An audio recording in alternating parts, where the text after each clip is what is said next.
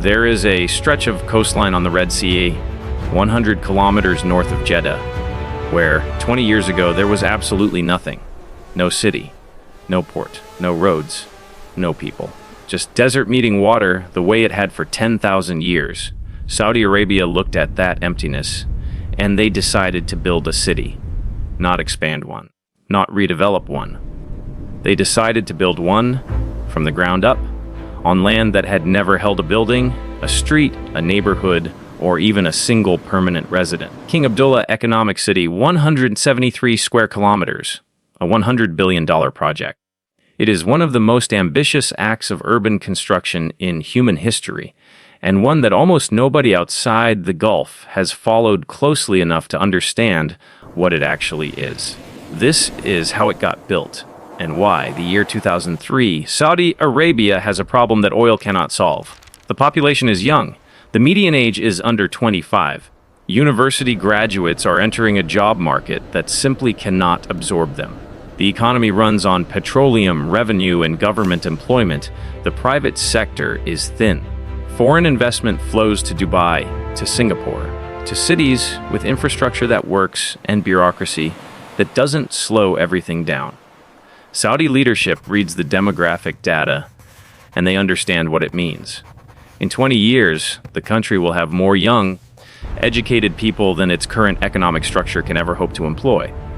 Oil provides income, but it does not provide enough jobs, and oil does not last forever. The answer they reached was structural. Build the infrastructure for a different kind of economy. Not just a plan for reform, but an actual, physical place where the reform can happen.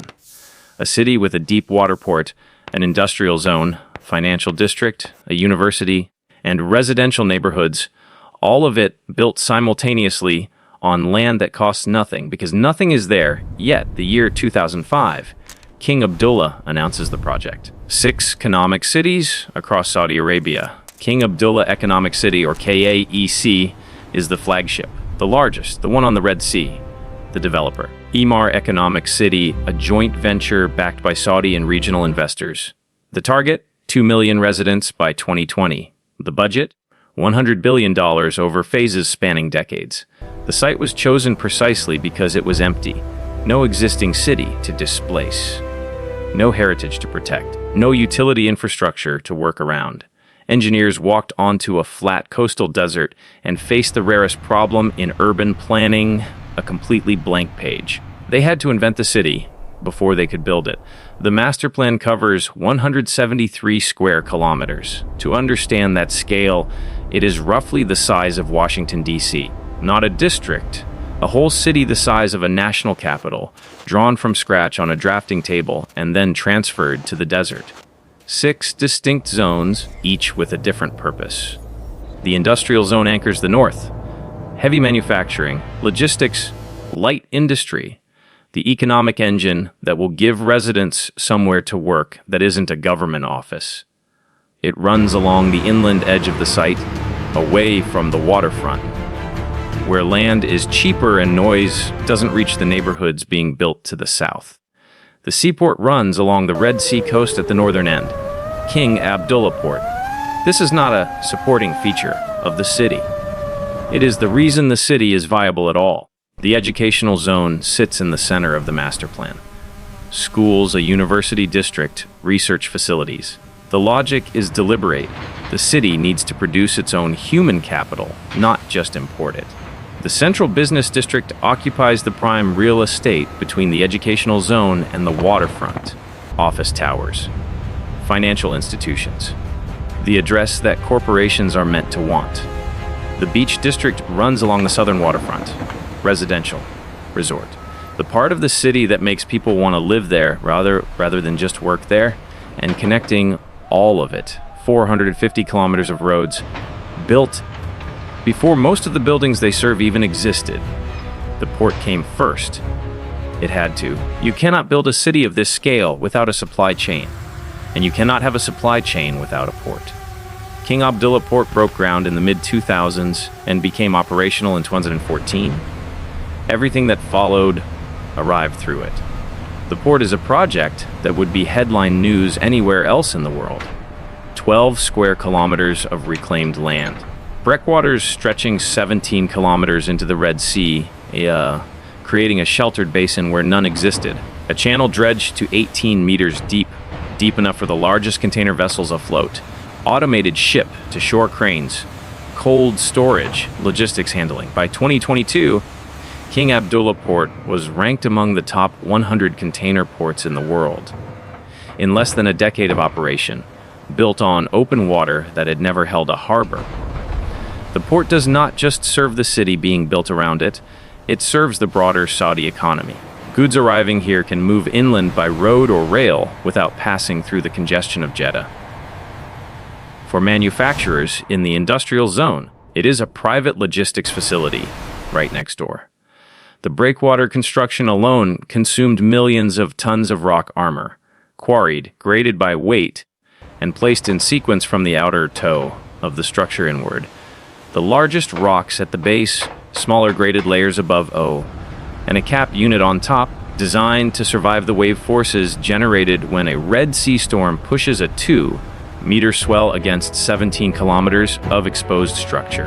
The reclaimed land behind the breakwater required hydraulic fill, sand and sediment pumped from the sea through pipelines and deposited within the enclosed basin. Then compacted. Then allowed to consolidate under its own weight before construction could begin. Reclaimed land that hasn't consolidated isn't land. It's wet sand that will move under load. The engineers waited for it to stabilize before they trusted it with cranes. The automated crane systems are among the most sophisticated in the world.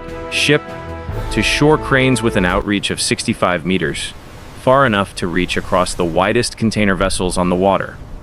Rubber-tired gantry cranes in the yard, operating in coordinated sequences, moving boxes from ship to stack to truck without a driver in the cab. The Haramain High-Speed Railway reaches King Abdullah Economic City.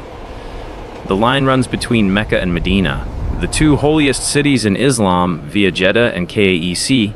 It carries pilgrims during the Hajj season, but it also gives the city something that no amount of master planning can substitute: a physical connection to the millions of people already living in the region. Jeddah is 100 kilometers to the south. At highway speed, that's an hour. By high-speed rail from the KAEC station, it is something closer to half that. Watch a logistics manager step off the train from Jeddah, iced coffee in hand, phone already out, walking into an office building that, 10 years ago, would have been a patch of sand and a scorpion burrow. That image is not a projection. It is a Tuesday morning in 2026 at King Abdullah Economic City. The train made it possible. The city made it real. The railway arrived before the city had fully formed. That sequencing was intentional. You do not attract residents to a new city by promising infrastructure later. You build the infrastructure first, and you let it pull people in. Construction at this scale requires a logistics operation that is itself the size of a small city. Concrete plants established on site. A dedicated power supply built from scratch, because the national grid doesn't reach open desert. The city runs on its own generation capacity until connection is possible. Desalination infrastructure for fresh water, because the Red Sea provides the raw material, but not the product. Treated wastewater recycled back into irrigation, because nothing in this climate survives without managed water. At peak construction, tens of thousands of workers were on site simultaneously. Housing, feeding, and managing that workforce while building the city they were living beside required a parallel operation running continuously alongside the main one. The roads came before the buildings. The utilities came before the roads. The drainage and storm water infrastructure came before the utilities. Every sequence was driven by one rule: build the thing the next thing depends on first. In a functioning city, this infrastructure already exists. Engineers work around it, upgrade it, and thread new construction through old systems. Here, there was nothing to work around. Every pipe, every cable, every curbstone, he placed in ground that had never held any of them before. The central business district is where the ambition is most visible, and the tension is most honest. The plan always called for a skyline, towers that signal to the financial world that this is a real address. Some have been built. Others remain in phased development. It's easy to look at satellite photos of empty, 6-lane boulevards and call this a $100 billion ghost town. For a long time, critics did exactly that. And honestly, they had a point. In those early years, the gap between the hype and the reality was wide enough to drive a truck through. But judging a city from scratch in its first 2 decades is a bit like judging a marathon runner by their first 100 yards. Even Dubai spent years as just a handful of towers and a lot of blowing sand. The Ghost City label is starting to age poorly now that the factories are actually humming. But the real question remains, can you actually engineer a soul for a city?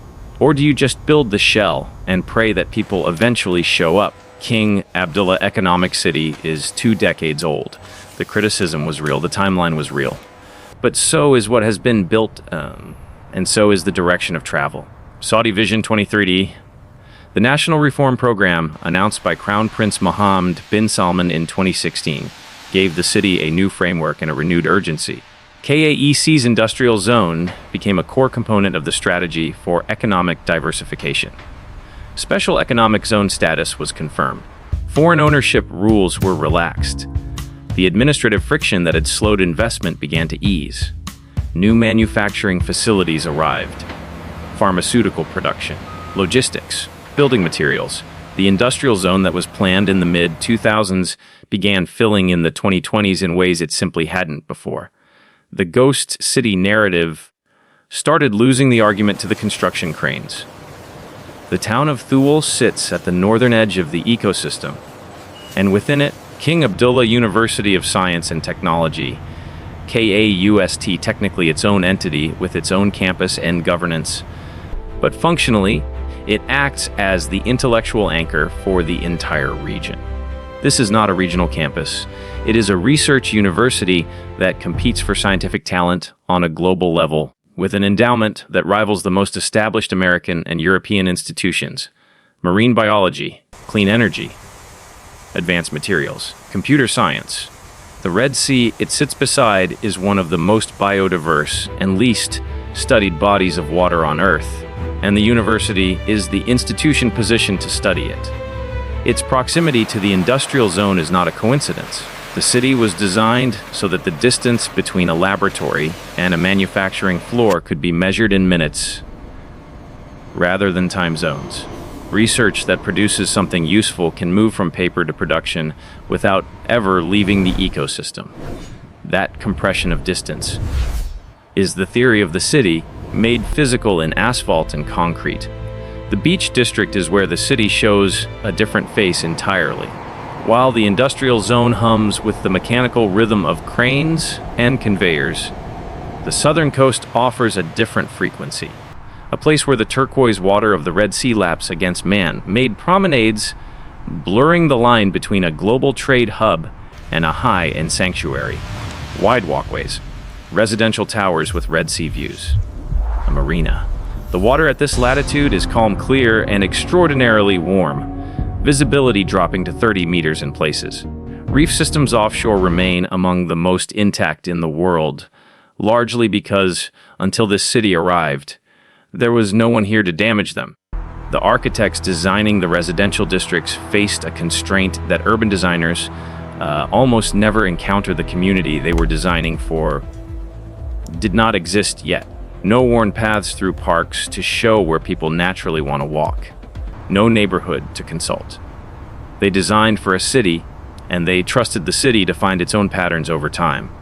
Some of those patterns are now visible. Schools are operating at capacity. The port employs thousands of people whose families have moved into the residential districts. Industrial zone facilities run around the clock. The high-speed station logs daily passenger counts that grow each year. The city is not yet what the 2005 master plan imagined in population or skyline, but it is no longer a plan on paper, and it hasn't been for some time. This is not a story with a finished ending. King Abdullah Economic City will be under active development for the rest of this decade and into the next. The phases that remain are larger than what many countries build in a generation. The timeline has stretched.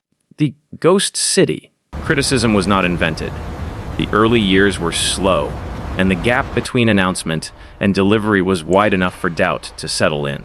But stand at the port and watch a container vessel navigate the channel that was dredged from open water and berth against a quay that did not exist 20 years ago. Watch the cranes move without drivers. Watch the trucks load and disappear into an industrial zone that was nothing but sand when the first engineer staked it out. Or stand at the high-speed platform and watch the train arrive. Watch people step onto a station concourse in a city that was just a government announcement when they were still in school. Something was built here. Something permanent, functional, and still expanding. $100 billion, 173 square kilometers, a port handling cargo from every ocean, a railway threading through the holy cities of Islam, a university anchoring the region's research, an industrial zone manufacturing goods for the world, and a waterfront where families have chosen to build their lives on streets that their parents never walked, because those streets did not exist. Constructed along a coast which 2 decades ago had nothing at all, neither expanded nor redesigned, just built. That is what a clean slate looks like after one decides to fill it properly.